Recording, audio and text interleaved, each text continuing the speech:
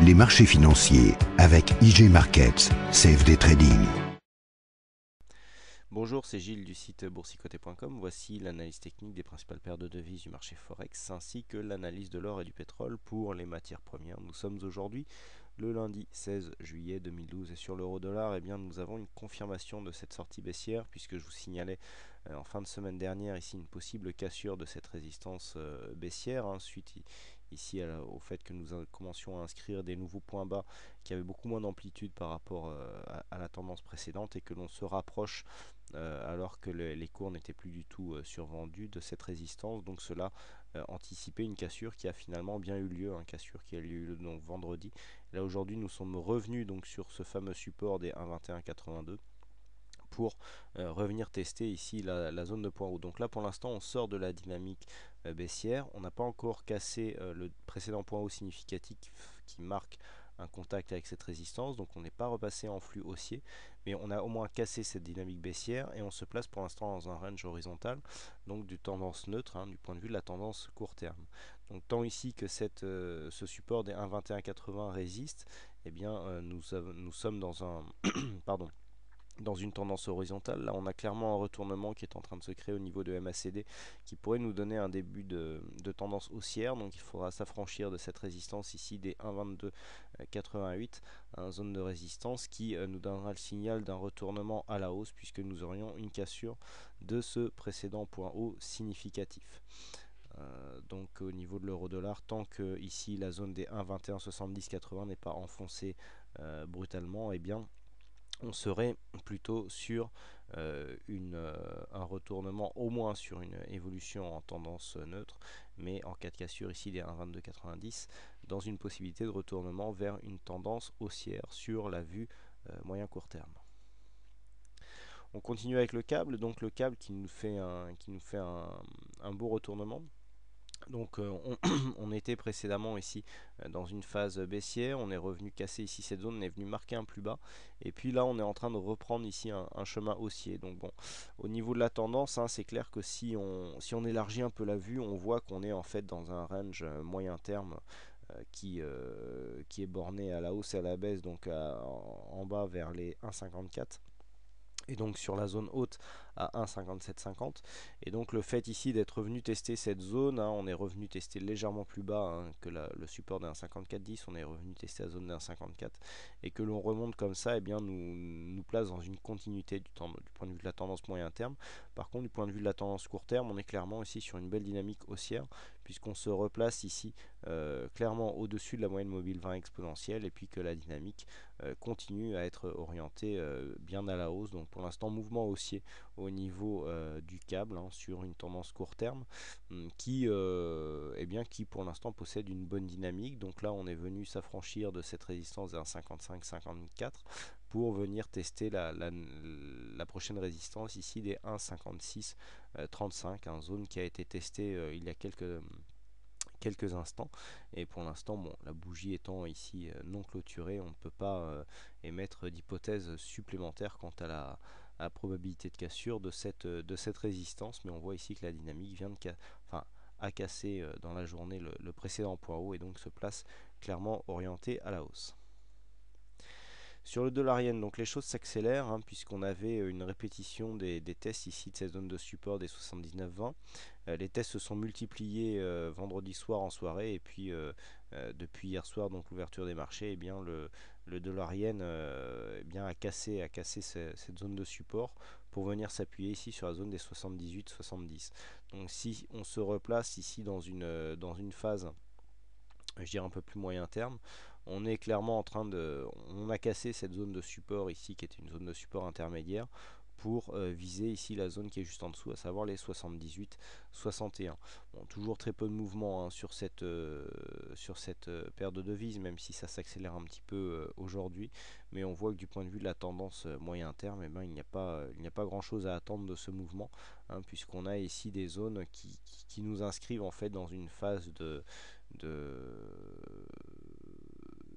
d'évolution stable, puisqu'au sortir ici de cette zone baissière, on a bien eu une cassure en plus qui a été très propre, puisqu'on a cassé ici la résistance, on est revenu rechercher ici comme support, on a oscillé un petit peu, on est revenu chercher encore une fois, après commencé à inscrire ici une phase haussière, mais la dynamique n'a pas suivi, et donc là on est même en train de retomber, donc certainement pour viser cette zone des 78-61. Bon, toujours très peu de mouvements, hein, et très peu de tendance, de fond de tendance sur cette paire de devises, mais ici la zone des 61 pardon, qui devrait être atteinte prochainement. On continue avec l'or, donc matière première qui, après avoir touché ici sa zone de Bollinger, ici vient nous gratifier d'un beau signal. Donc je vous rappelle, hein, je vous avais dit, on était parti ici sur ce signal avec cette phase ici baissière d'accélération, retour sur la moyenne mobile 20 exponentielle. On avait confirmé avec un nouveau plus bas, on était revenu une deuxième fois chercher, et puis là première phase ici d'essoufflement. Là hop, on est revenu à valider la tendance, donc on avait un point de sortie ici qui correspond au point d'entrée pour le retournement, et donc on est clairement en train de valider un retournement de tendance, mais toujours pareil. Bon, si on se place un petit peu dans un mouvement de fond, on est relativement stable, hein, sur la tendance moyen terme, donc là on joue sur des mouvements plutôt court terme. Alors court terme, là ici on peut viser sans trop prendre de risques ici à zone des 1602 $ l'once, et là la tendance est clairement en train de s'orienter à la hausse, hein, sur cette phase, avec ici donc l'impression de cette dynamique haussière, retour sur la moyenne mobile 20 exponentielle ici, avec ici la deuxième hausse qui est en train de se faire. Et puis bon, pour compléter ce setup, je vous montrerai un exemple qui est un très beau signal qui a eu lieu aujourd'hui sur l'euro-dollar en unité de temps 15 minutes, un signal que j'ai pu jouer par manque de volatilité sur les indices en début de séance, qui a été vraiment très intéressant et très explosif. En attendant, on continue donc cette analyse avec le WTI. Donc le WTI qui est bien repassé ici en évolution haussière. Alors rappelez-vous, hein, je vous avais dit, je vous avais parlé ici de cette phase de hausse, hein, donc hausse très dynamique ici. On est venu marquer un point haut, on est venu consolider ici, on est venu rechercher ici cette zone des 84 $ le baril. On a oscillé un petit peu, hein, donc on a légèrement cassé ici cette zone des 38,2, et puis suite à cette zone des 38,2, et bien on commence à remonter ici.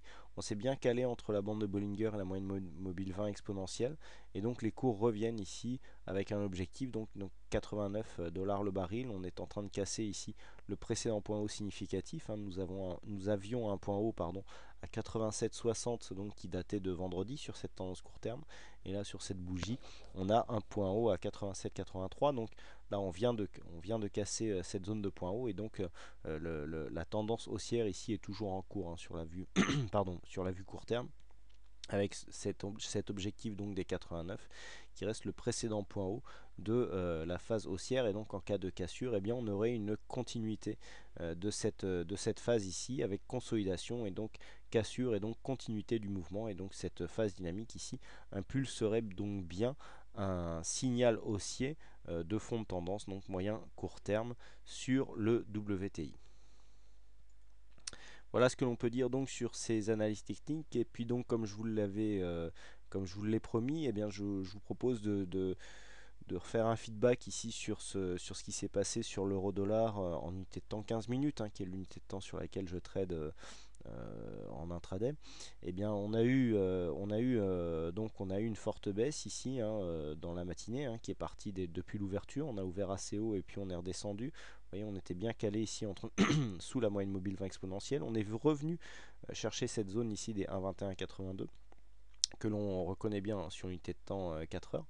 Et puis on a rebondi, on a cru qu'on allait accélérer, puis hop là on a eu un retournement soudain, donc avec une grosse hausse, avec des phases ici d'exagération qui ont duré, et donc on a eu ici le contact avec la bolle inférieure, et regardez comment nous sommes revenus chercher cette moyenne mobile 20 exponentielle. Donc là on est clairement revenu chercher cette zone. Le contact a été vraiment très bref, hein, on est revenu chercher cette zone ici sur deux bougies, et ensuite hop on est revenu valider le mouvement sur cette phase, donc tout à fait en ligne par rapport au setup, hein, que je vous ai proposé dans le webinaire du trading en tendance. Donc on voit, hein, que ce setup nous donne parfois de très bons signaux et notamment sur des phases dynamiques comme celle-là. Alors phase dynamique, je rappelle un petit peu les fondamentaux de cette approche. Donc on essaye de trouver des points de retournement. Donc là on était dans une phase baissière, on a une grosse dynamique haussière, retour sur la moyenne mobile 20 exponentielle, et là c'était vraiment un très bon point d'entrée pour essayer de capter la suite de cette dynamique haussière. Là on voit qu'on a vraiment un gros débordement. Alors en général je dis on essaye d'attendre une cassure, on essaye d'attendre quelque chose. Là le signal était dans la dynamique elle-même. On a vu une forte phase d'exagération. On est très vite venu chercher ici la bande de Bollinger supérieure. On a consolidé, on est revenu chercher cette moyenne mobile 20 exponentielle qui nous a donné un très bon point d'entrée avant de confirmer cette tendance. Nouveau point de contact. Personnellement, j'ai j'ai financé la position beaucoup plus bas, hein. Personnellement, j'ai financé ici sur les 1,2240, mais la suite ici de la tendance est relativement intéressante, puisque là on a un fort mouvement ici sur l'euro-dollar, hein. Donc cette volatilité toujours présente sur l'euro-dollar, alors dont notamment Bertrand nous a parlé dans son interview. Alors donc pour ceux qui ne l'auraient loupé, eh bien, il y a une interview de Bertrand, donc c'est notre programmeur de robots sur le site Boursicoté, qui parlait justement de cette volatilité actuelle sur l'euro-dollar, hein, qui lui a permis de programmer les robots de trading qui sont en vente dans la boutique du site Boursicoté. Et donc, bon, ces robots lui permettent, ces robots et d'autres lui permettent d'avoir de très bons résultats en classement de concours de trading chez un autre courtier. Et donc, devant ces résultats, ces bons résultats récurrents, eh bien, on lui a proposé donc d'être interviewé, et donc il nous propose un petit peu sa vision du trading automatique. Toujours intéressant, hein, d'avoir la vision d'un ancien professionnel des marchés, hein, puisque Bertrand était précédemment trader à New York. Donc il nous présente un petit peu sa vision du trading automatique sur l'interview, donc qui est diffusée gratuitement, hein, et en libre accès sur le site boursicoté.com. Voilà donc pour ces analyses techniques Forex et matières premières. Bah, écoutez, il ne me reste plus qu'à vous souhaiter à toutes et à tous une bonne soirée, bonne chance dans votre aide, et je vous donne rendez-vous dès demain pour de prochaines analyses techniques en vidéo. Bonsoir à tous. Les marchés financiers avec IG Markets, CFD Trading.